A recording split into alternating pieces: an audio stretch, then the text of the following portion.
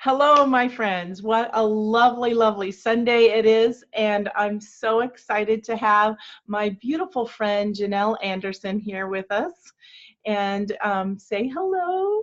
And Hello.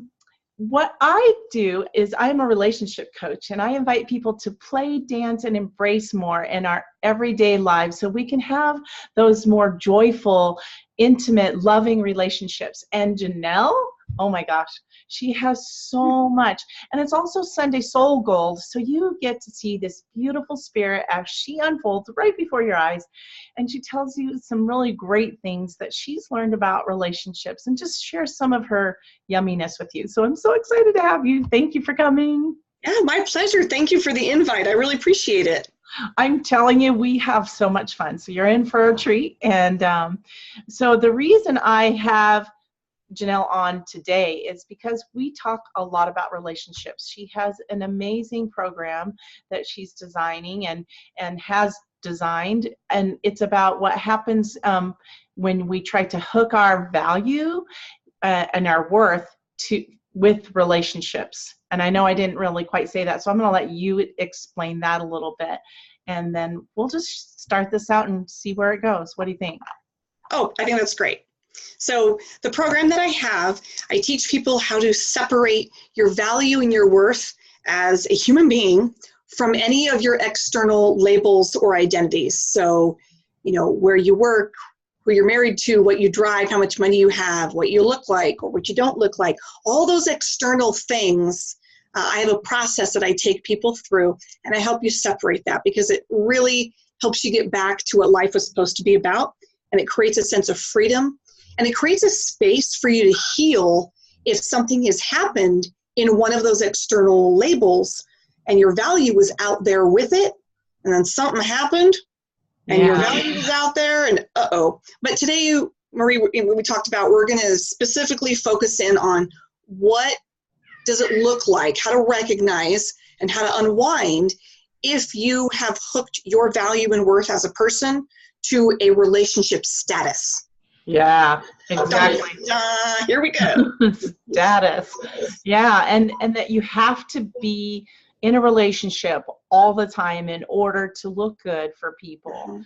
And instead of really cherishing what you value in a relationship, right? So it's two different kinds of value. And yes. One of the things that I love is that Janelle waited a really long time to get in a relationship. So she has a relationship she cherishes and is so fulfilling. And so I thought maybe you could tell us a little bit about how you met this person, and because some people are like, well, how do you do that? I don't have any idea even like where to get started. Well, there's a lot of jumping off points, but let's start at ground zero.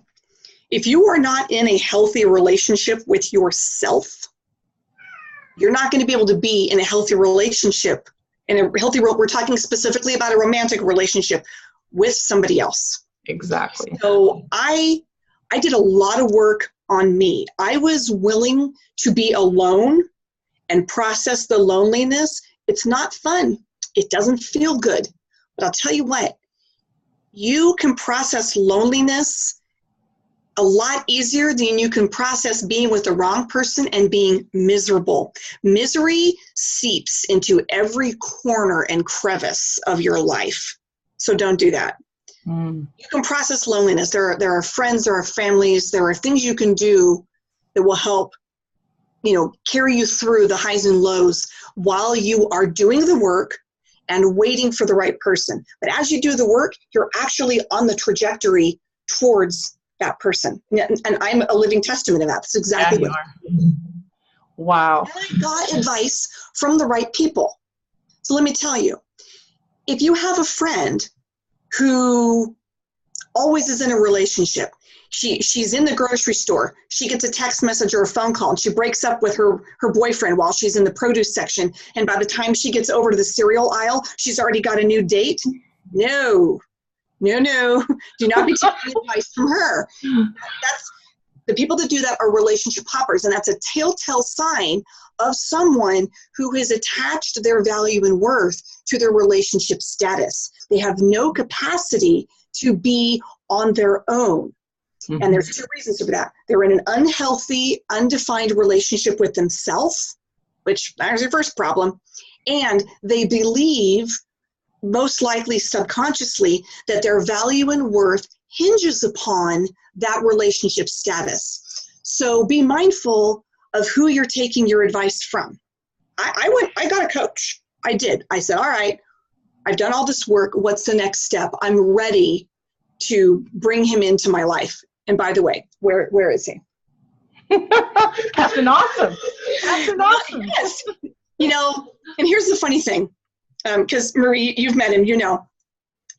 In our minds, men and women both, we have an ideal of what we believe our Captain Awesome or, you know, Miss Fantastic will be.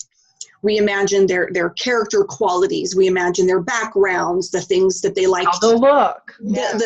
And we do imagine how they look and how they act and their age. And there's so many things. We pull this up in our head. You know, yes, do have the list. Know which items are your non-negotiables. Mm-hmm. But also be willing to go, what? Mm-hmm. I did not see that coming. You know, because here I am with the binoculars scanning the horizon, looking for Captain Awesome to come in for a landing. And I'm thinking, any minute. Any minute. Any minute.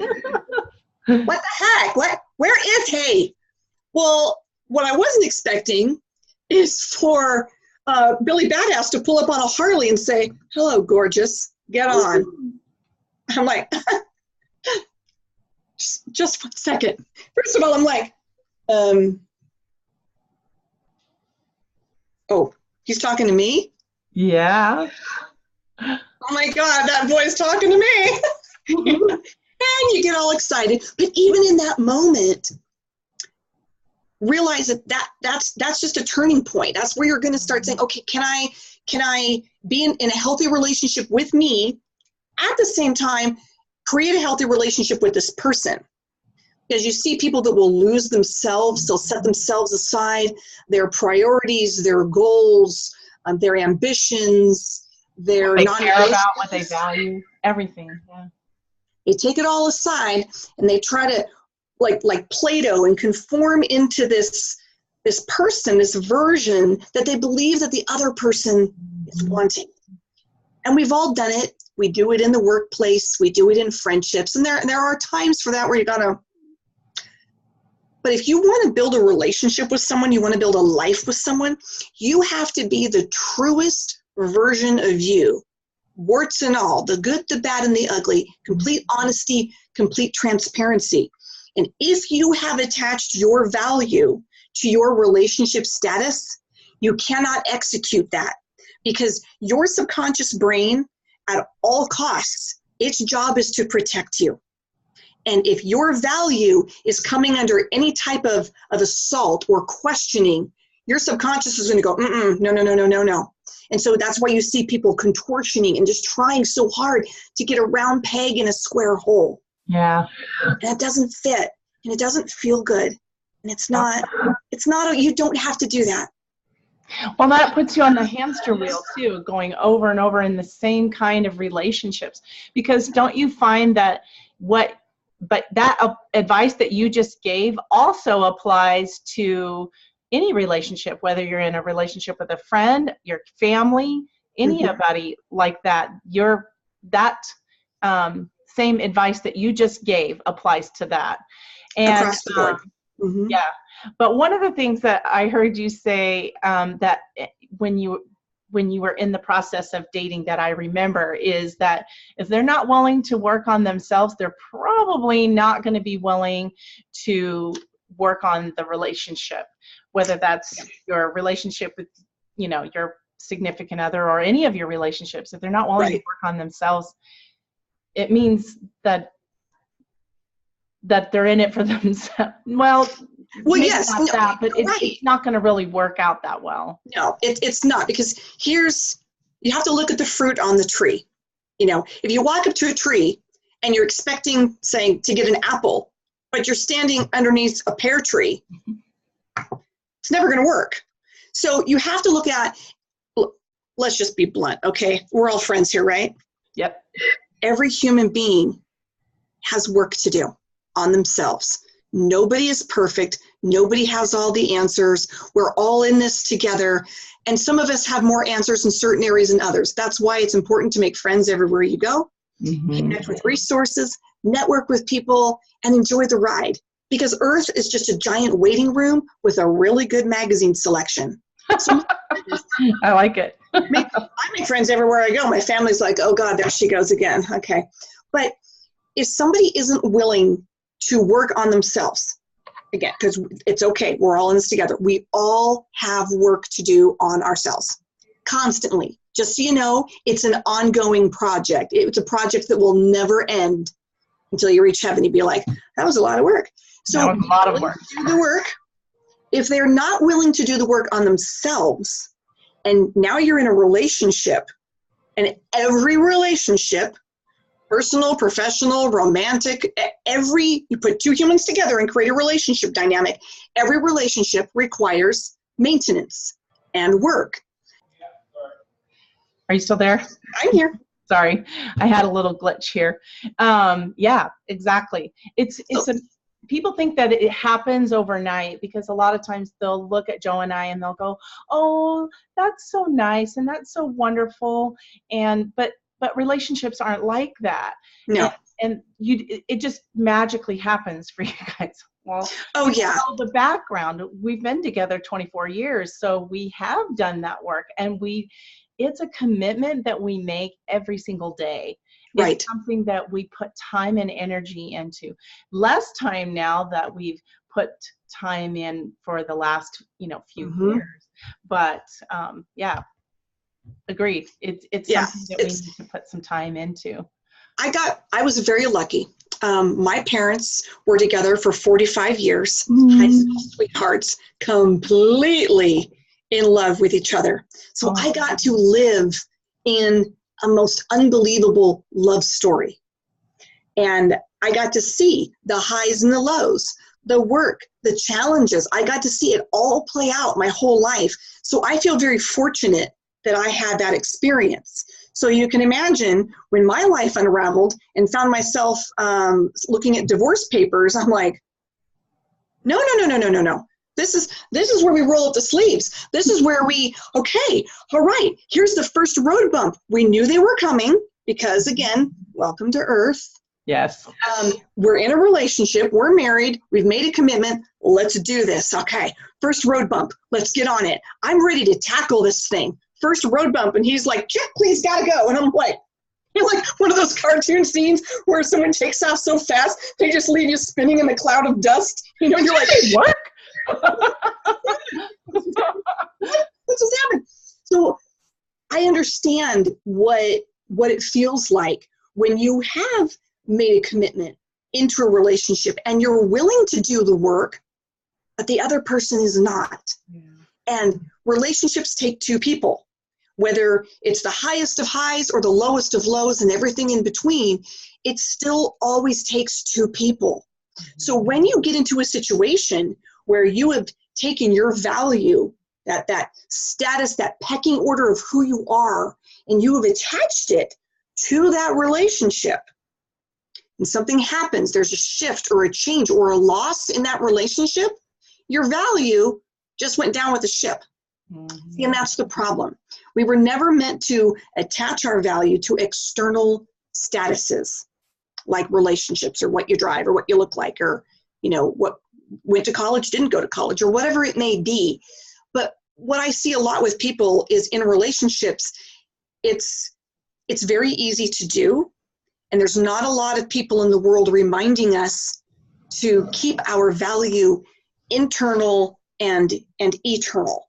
They're perfectly okay with letting us attach it to our job or our relationships. Mm-hmm. So we have labels for that. When the relationship changes, I'll give you one. You are the best parent ever. I mean, you're crushing it every day. You're raising fantastic human beings. They're off doing great things in the world, growing up, winning championships, bake sales.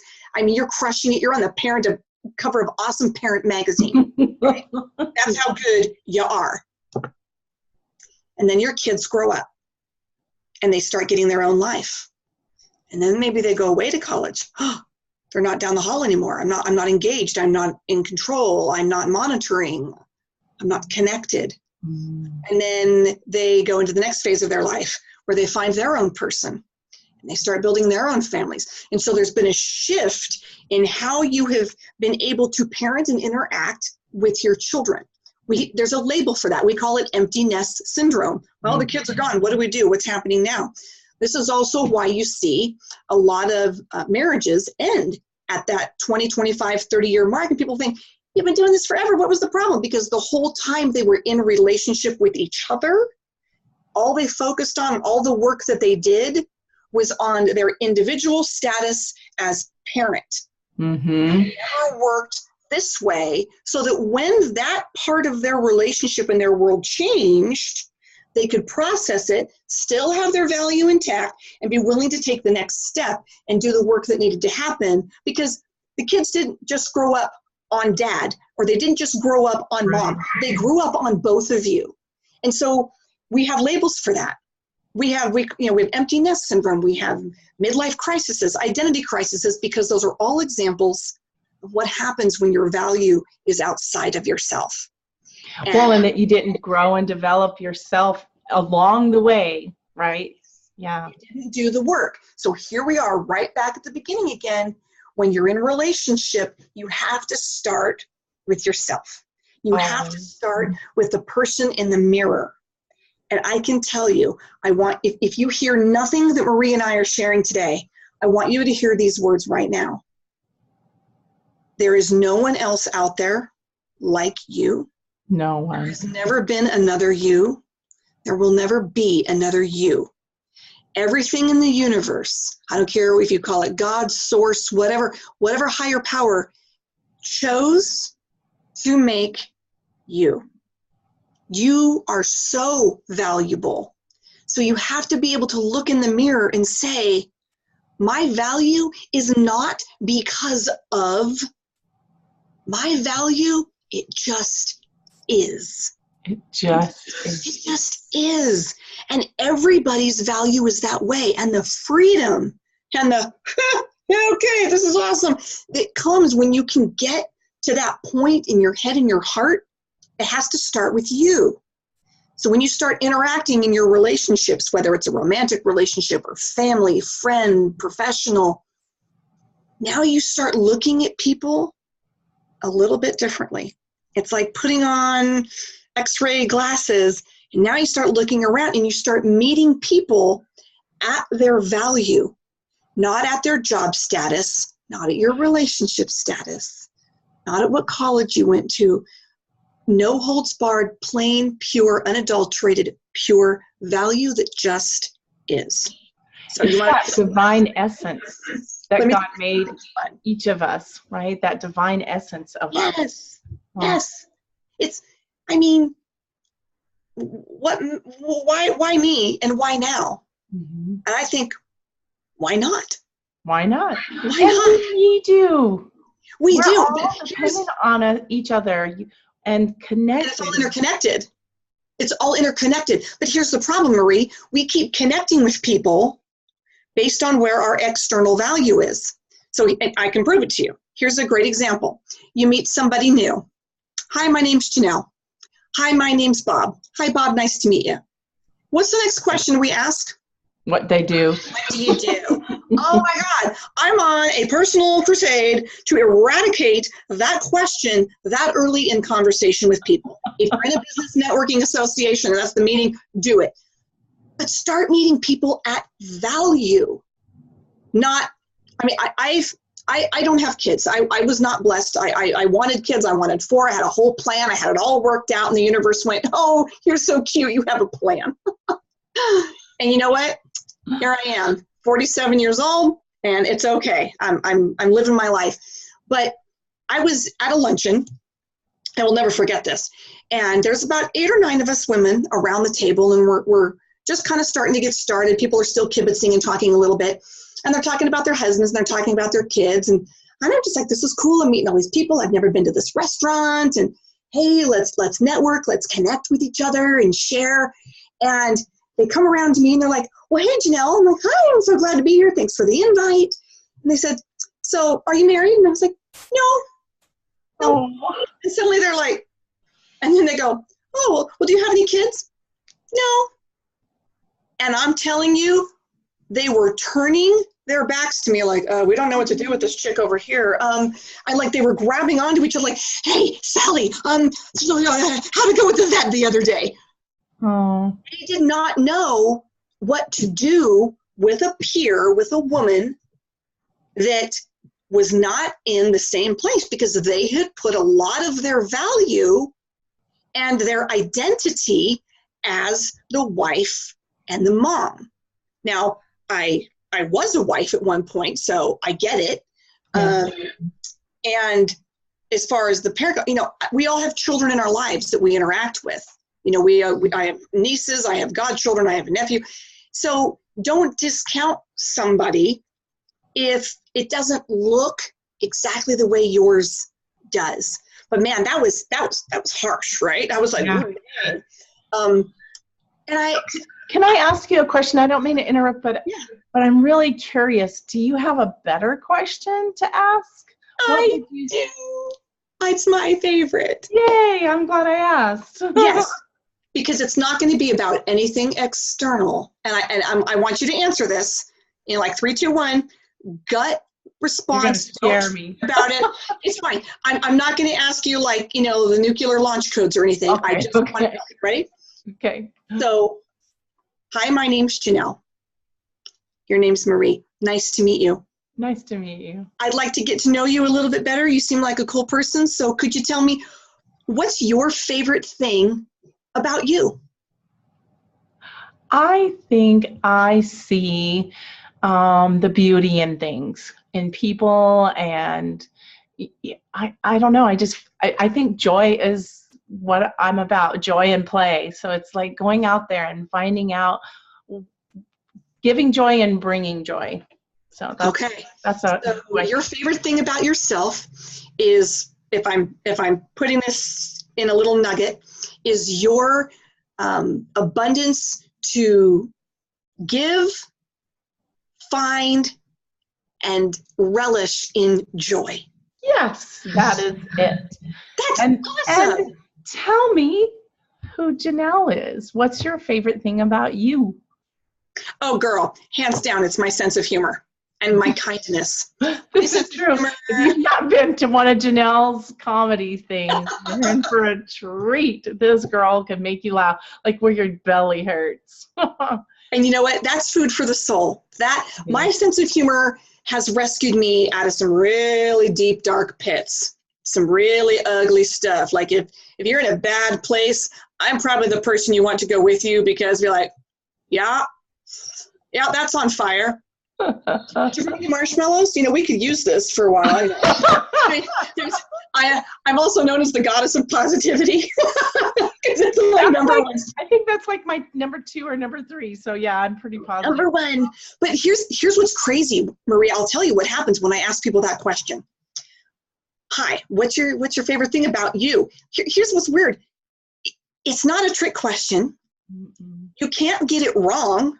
Mm-mm. It's your favorite thing about you. It's all the things that make you you. What's your favorite? What do you love? What's the fun one? What do you like? And here's where my heart just kind of goes, ooh. People go, what? What? I'm like, what is your favorite thing about you? I've never been asked that. And they have to think about it. You should know your favorite thing about you as quickly as you know your name. Are you thinking they're worried about judgment? A little bit of judgment? I think because we're so worried about being egotistical, or fluffing ourselves up. But again, that's false humility. It is. That's not helping anybody. But again, being able to meet someone at a place of value that has nothing to do with this status or that, or you have this or you don't have it, or you did or you didn't do this or whatever. If people can start connecting, again, this is what we talked about, it has to start with you.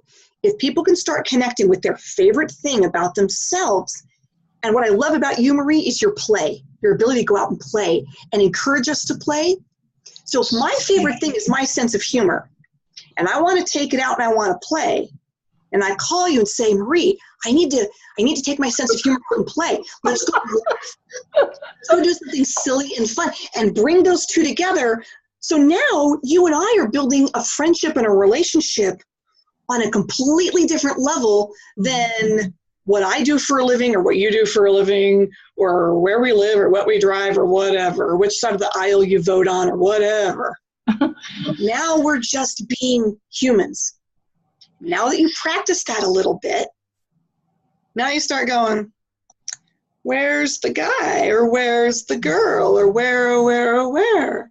So that when you guys come together, because you've done the work here, your value is internal and eternal. You've recognized that it is not because of, it just is. Now when you connect with that person, whoa, my The angels sing. Well, and when it's not working, you just do something different. You change a pattern or a behavior. It's not a wound that's like really deep. And you can connect with the value of yourself. Now, the next thing that comes in is you start to have an understanding and an agreement and a willingness to have standards, to create boundaries, and to say things that are or not okay. Now you start crafting the environment in which you're going to let these relationships happen. So instead of repeating the same behavior, you just keep dating the same person over and over and over, and you're like, they promised me they would never do that again. Oh, people. If they're not willing to do the work on themselves, they are not willing to do the work on the relationship, because it all comes, you are responsible for yourself. So if you come to the relationship with all this junk and all this bleh, and everything that's still buzzing around and all the old junk and history and everything, you haven't cleared it out, and someone just vomits that all over the table and you're like, yeah, I totally want to be in a relationship with this. Well, I'm acting like vomit. I'm going to get vomit. Thank you. Yes, you will. Yes, you will. And then you call me at midnight one time going, oh my God, Janelle, I just broke up with my boyfriend because he's just not the one for me. He just treats me so horribly. He's just constantly like just vomiting all this verbal harassment all over me. Oh my God, and I'm thinking, he did this on your first date. We talked about it. Why are you surprised? How did you not see this coming? He practically gave you the date and the time and the tracking number of the next time the emotional UPS was going to deliver this to your front door. Yep. I didn't see it coming because you don't want to see it coming. And why don't you want to see it coming? Because everything that makes me valuable is attached to this relationship. So I'm going to set aside all my standards and all my boundaries and all my safety mechanisms because, God almighty, I need a relationship. Really? Really. But what's truly, really magnificent is I've seen people get out of this pattern. I've watched it. I've watched them finally hit the rock bottom and say, Janelle, you're my friend. Will you just kind of be that accountability partner for me? Will you hold my hand through this process? I know that I need to be alone for a while. I know that I have work to do on myself. I've got to separate my value from my relationship status. Mm-hmm.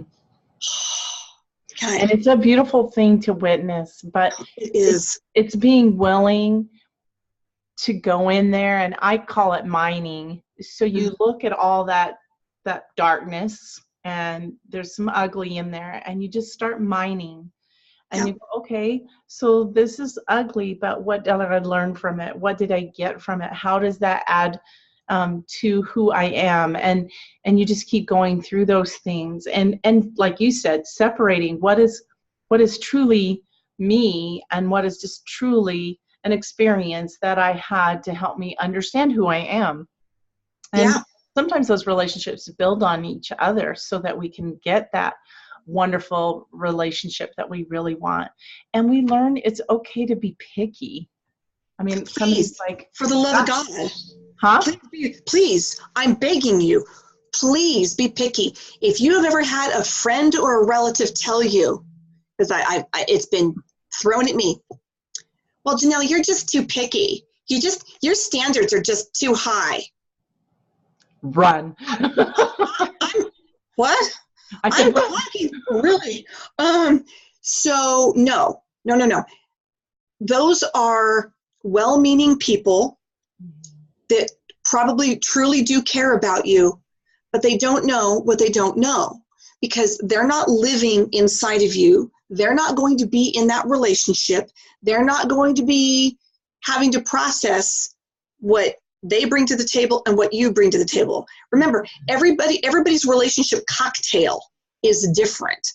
So whereas you may bring this to the table and it didn't mesh well with the last person, you go, oh, apparently toothpaste and orange juice don't taste good together. Okay, we all know that. Well, if you're the orange juice and the next person you're looking for is maybe like, I don't know, champagne, it's like, oh my gosh, we have a mimosa. Great. No, your standards are not too high. Maybe that's the best fit for you. So I really want to encourage people, have the standards. Mm-hmm. Stop settling. So I'll give you a personal experience for me. I'm 47 years old, and I've been single for a very, very long time. Not that I wasn't dating people, but I had a standard that I wanted a relationship that met certain expectations of mine. And you know what? I held out, and the whole time I continued to do the work on me. People are like, well, you should just go on Tinder and Match.com and all these other things. And I tried that, and there's a whole comedy routine about that. I'll tell you. That's another story. There's some comedy content right there. But the kind of person and the framework that I was wanting to connect with, I held out for. And when I finally did the last piece of work on me, I'm not kidding you guys, it was like someone flipped the switch, and a person that I'd been friends with for a couple of years, all of a sudden, he's like, hey, and I'm like, hey, what? Why is this guy dancing around in front of me? What are you doing? My friends are like, Janelle, he likes you. Nuh-uh. I was wrong. Yeah, he likes me. But what's crazy, Marie, you talk about the list. Mm-hmm. Everything, all the non-negotiables, everything that truly met real to me, that truly met my standards, that truly met my heart and my soul and the kind of life that I want to craft with somebody, it's exactly what showed up. Now, what would have happened if when I went out on that date, we'll call him Captain Guinness, because all he did was slam Guinness the whole night. Sport, okay, by the end of this day. What would have happened if I had lowered the standards, put my needs aside simply to be in a relationship and have someone to go to a movie with and coffee? Mm-hmm. And if I tried to force something with Captain Guinness, okay, now I'm off the market, I'm not being seen, my sparkle is not up in the universe going, hey, here's Janelle, here I am. And Captain Austin would have come along, and guess what? I'd have missed it. You wouldn't even recognize Captain Austin. We wouldn't have recognized each other. And here's the thing you have to think about. If you are currently in a relationship that your soul knows the answer, humans are very smart. And you know that you know, and maybe it's a really small, still voice way deep down inside, and you just don't really want to listen to it because you're scared of being alone. I'm scared of you being attached to this person and that person being attached to you. And meanwhile, the love of your life drives down the street and says, oh, she's with someone. Okay, it's not her, and goes by. And the love of his life drives down and goes, oh, look at him. Oh, but he's got her. You guys are almost in a hostage situation that you're holding on to each other for the sake of, I don't want to be alone. And you're missing it. You're missing a most beautiful opportunity to be with someone, the right someone who's going to recognize your value that just is and lift it up more, lift you up and connect with you on a level you could not have possibly imagined, because you don't know what you don't know. But for those of us that have been through the whole gamut, you know, the experience you have, Marie, being with Joe, I mean, I love watching you guys interact. It makes me joyful just to watch you guys. You know, I like little kids. in the most beautiful, loving way. So if I'm willing to do the work on me, take the risk of being alone for a little while, in the big scheme of life, you guys, it's a little while, so that the right person can come along and blow your mind and open your heart and make you feel like $1,000,000, it's worth it. It's so worth it. If everybody in the world could feel like that, what would our culture be like? Yeah, we'd level up the whole world. If we could constantly be meeting people at value, willing to do the work on ourselves when we're alone and when we're together, encourage people and support people as they're doing their work, create an energy and an opportunity in which the right people can be meeting the right people. I mean, it's mind-blowing. What would that do to your family? If you just thought about, you know, your mom, your dad, your cousins, your brothers, your sisters, your aunts and uncles, your family. I have more family than I do family. What would that look like?